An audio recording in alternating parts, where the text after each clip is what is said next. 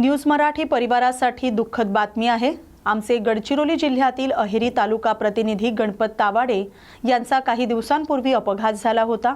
त्यांची मृत्यूशी झुंज अखेर अयशस्वी झाली असून आज त्यांचं निधन झाले। हा अपघात 9 डिसेंबर 2025 रोजी दुपारी 2:15 वाजण्याच्या सुमारास आलापल्ली इथं घडला होता।